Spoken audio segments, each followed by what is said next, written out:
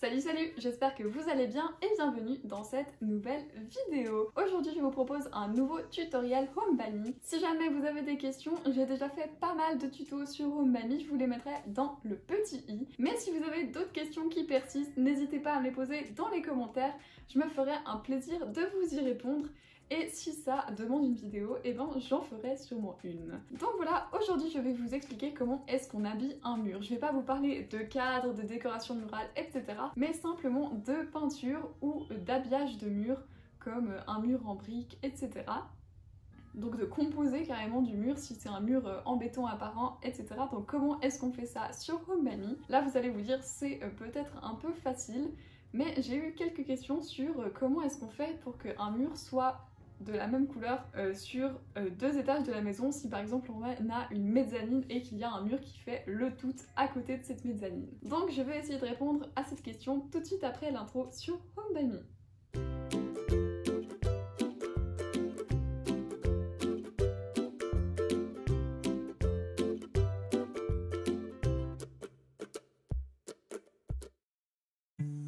Et voilà, c'est parti, on se retrouve dans le même projet que d'habitude. Alors, je vais direct aller au premier étage. Et vous voyez donc ici, tous les murs sont blancs dans la pièce où je me trouve actuellement. Donc le but va être de modifier le mur que vous voyez ici. Donc il y a deux possibilités pour le faire.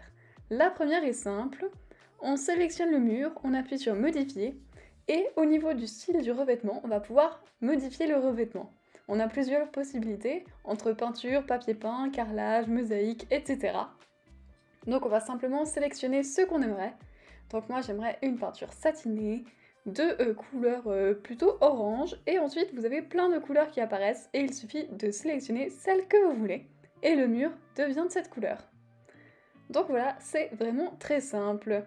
Et par le même procédé, vous pouvez donc, comme je vous l'ai expliqué auparavant, excusez-moi, on peut aussi par exemple mettre des pierres naturelles ou encore des briques ou du béton.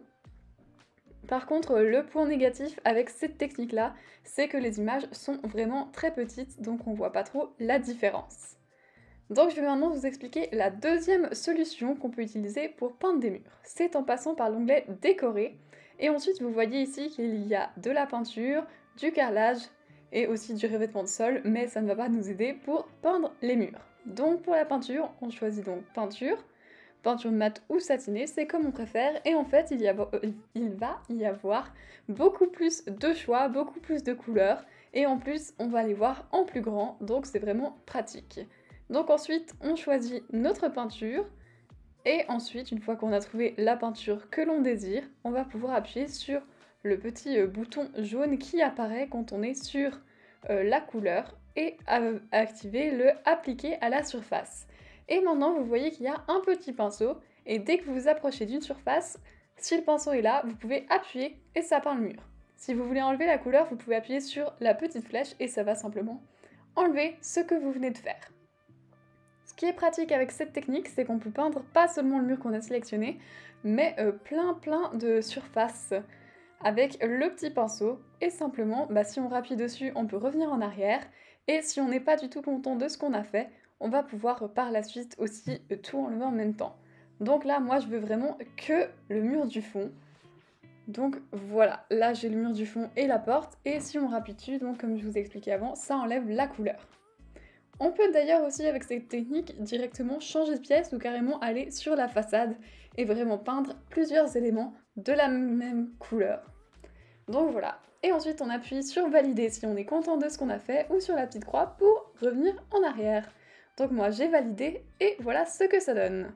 Donc cette technique là, on peut faire la même pour ce qui est carrelage et béton ou encore briques.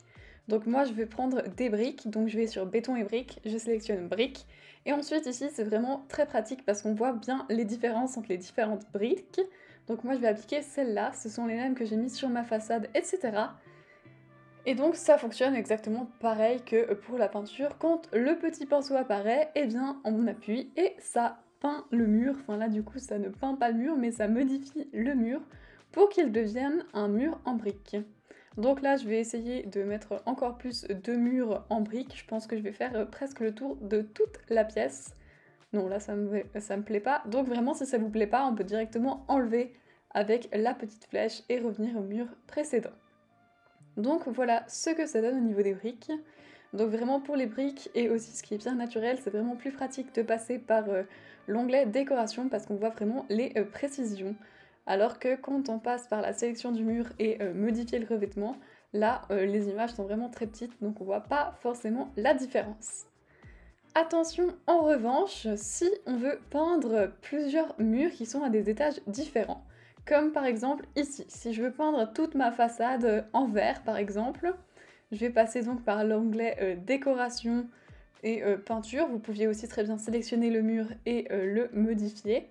Mais ici je vais donc simplement chercher une peinture, par exemple celle-ci, une peinture verte. Donc je m'approche de ma façade, je la sélectionne et je la peins. Mais par contre, le problème, c'est qu'on peut seulement peindre les façades qui sont sur notre étage. Genre, si on appuie ici sur la façade du milieu, on ne va pas peindre toute la façade, on va juste peindre l'étage sur lequel on est. Donc il suffit de descendre d'un étage et de réappliquer la même peinture. Et vous allez voir que si j'applique la peinture verte ici, le petit espace entre les deux étages, qui est donc la dalle, va se peindre une fois qu'on a validé. Ici, il reste les briques, mais dès que je valide, voilà que la façade est uniforme. Bon, il reste encore le bout de tout en haut, donc encore une fois, je vais aller sur l'étage où se situe cet élément, donc le deuxième étage. Je vais reprendre ma peinture et peindre ce petit bout de mur. Et voilà, donc la façade est maintenant uniforme. Par contre, il y a quand même un petit truc à faire attention pour que la façade, excusez-moi, soit uniforme et que les petites hauteurs de dalles soient peintes automatiquement, il faut vraiment que le mur soit en un. Il ne faut pas qu'il y ait de décrochement.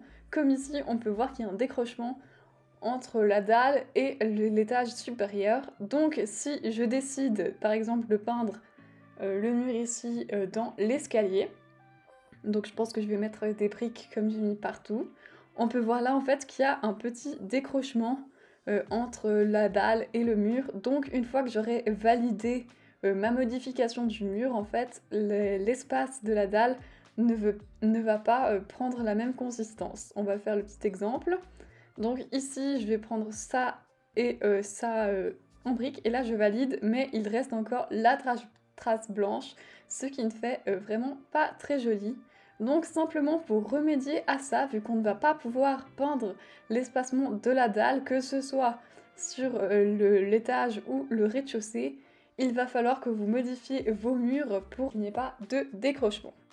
Donc voilà, comme vous avez pu le voir, il n'y a vraiment rien de très compliqué, il faut juste faire attention à ce qu'il n'y ait pas de décrochement entre les étages. Et voilà, j'espère que ce tuto aura pu vous aider. Comme je vous ai dit au début de la vidéo, n'hésitez pas à me poser d'autres questions sur Home by Me dans les commentaires. Et n'hésitez pas à liker et partager cette vidéo si elle vous a plu. N'hésitez pas non plus à vous abonner. Et je vous dis à très vite pour une nouvelle vidéo. Ciao!